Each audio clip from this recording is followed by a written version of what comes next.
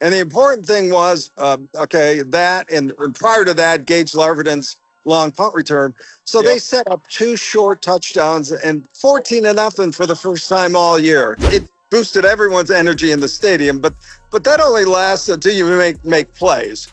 And the 52-yard play sparked everything. In fact, after the game, Pete Carroll said it was the play of the game. And that was very early in the game.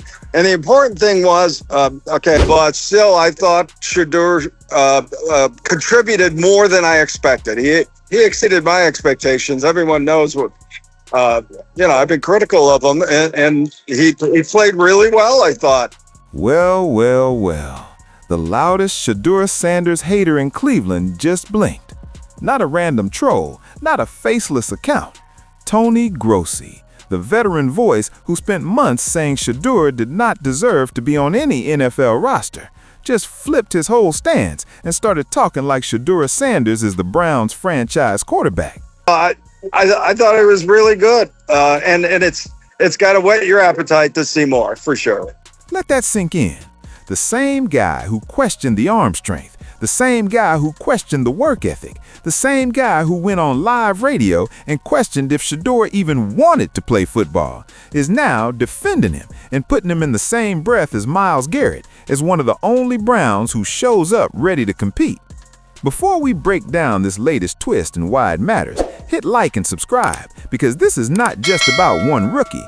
This is about how narratives get built in the NFL and how fast they collapse when reality shows up. What do you say when you hear that narrative that the Browns are mistreating him? Yes. I shake my head. I don't understand it at all.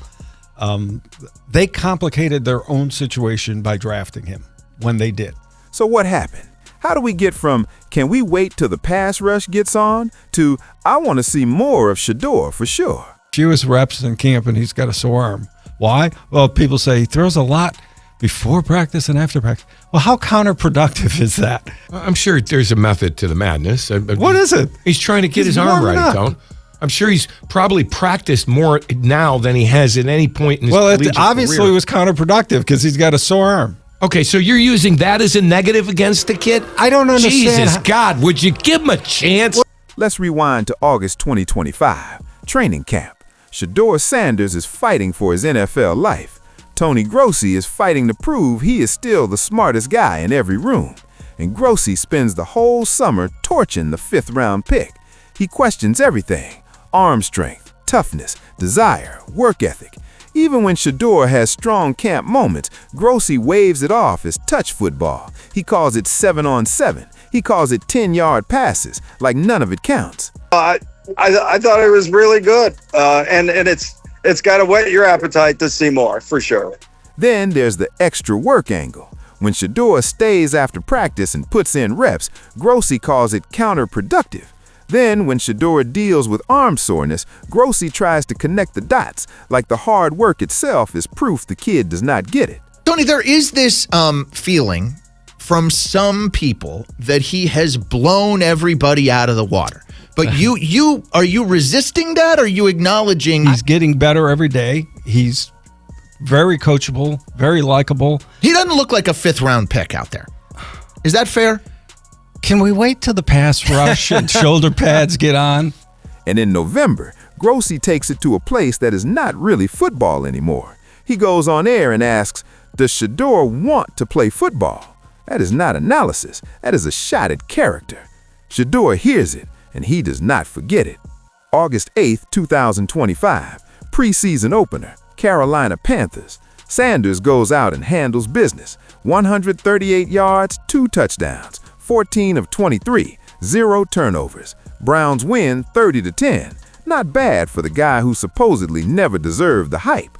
But instead of walking off like a quiet rookie, Shedeur spots Grossi in the tunnel.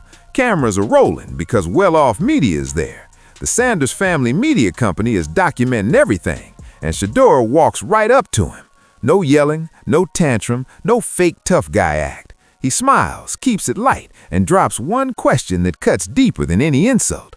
What did I do to you? Tony, I'll be hoping you be.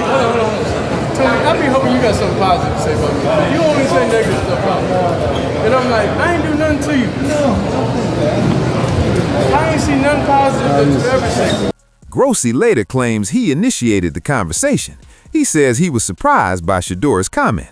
He also says he did not appreciate that the conversation was filmed. The internet went ballistic. The clip went viral. Cam Newton jumped in and called Grossi nothing but a radio personality, then joked about spraying him with hater repellent on his podcast. Skip Bayless went nuclear too. He called Sanders doubters petty fools, and in some cases racist fools. This was not just a rookie talking back. It became a moment, the son of prime time, showing that confidence is hereditary. And after that moment, Grossi got quiet, real quiet. Now, fast forward to when the season turns into peak Cleveland chaos. December 14th, 2025, Week 15, Soldier Field, single-digit temperature, wind chill around -3. The Browns are 3-10 with nothing to play for except draft lottery ping pong balls, and they roll into Chicago with 4 backup offensive linemen. 4 backup offensive linemen. That is the one thing you cannot do to a rookie quarterback.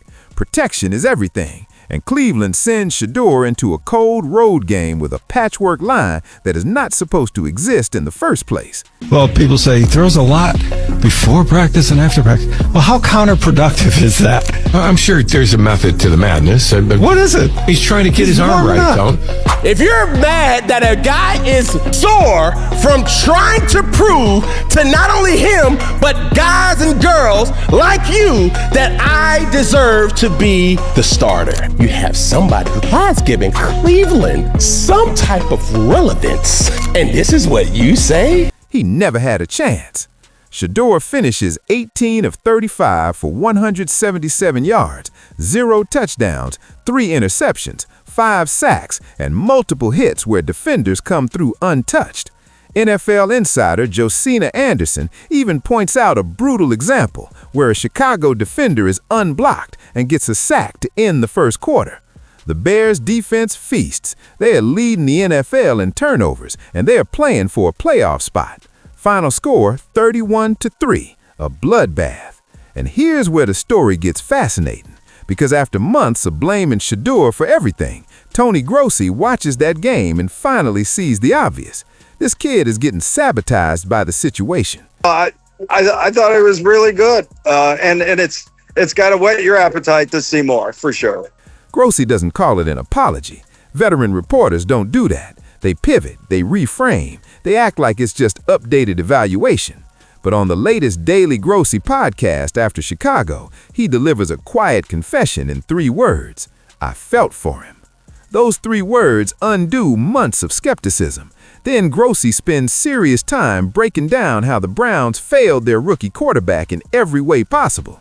The wristband malfunction, where a laminated play card literally falls out during the first series.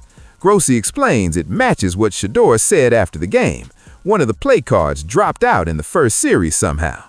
Protection getting destroyed. Grossi says that's not on Shedeur. What do you say when you hear that narrative that the Browns are Mistreating him. Yes.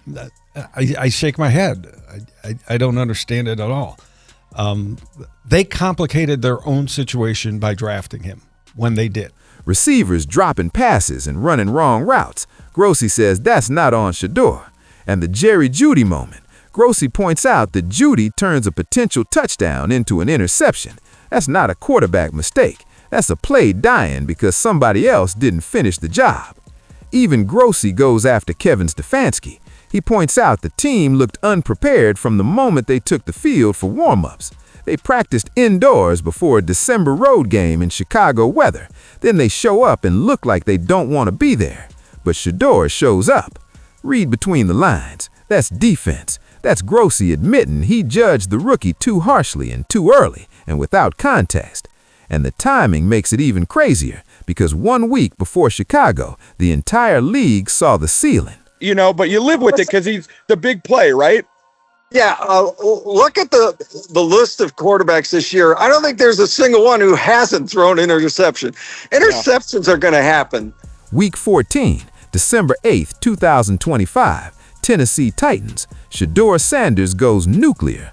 364 passing yards, 3 passing touchdowns, 1 rushing score, 23 of 42, 4 total touchdowns. He hits bombs to Isaiah Bond. He drops a 60-yard strike to Jerry Jeudy. He scores on the ground and shows he can create with his legs. He looks magnificent. The Browns still lose 31-29 because Cleveland cannot stop stepping on their own feet. Stefanski inexplicably pulls Shedeur for a failed 2-point wildcat attempt that will haunt fans forever. But nobody blames Shedeur. He proved he can play.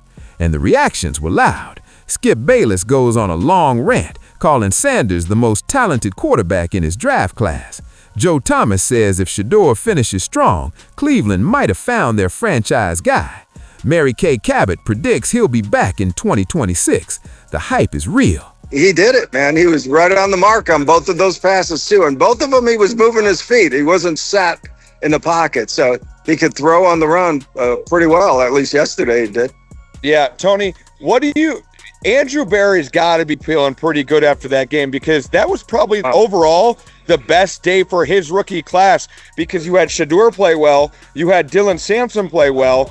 Then Chicago happens, and the box score looks ugly, and the same tired questions come back.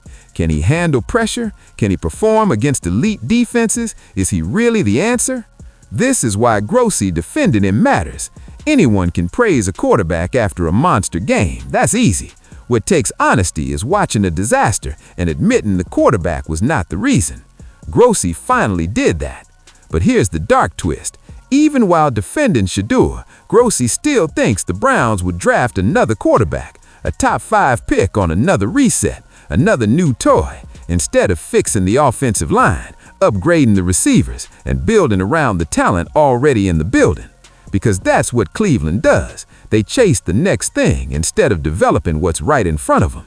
They traded Joe Flacco after he took them to the playoffs, then made room for 4 quarterbacks, and 2 of them were gone by October. They gave Shedeur almost no first-team reps in training camp, then threw him into the fire without real support. And that's the real message here.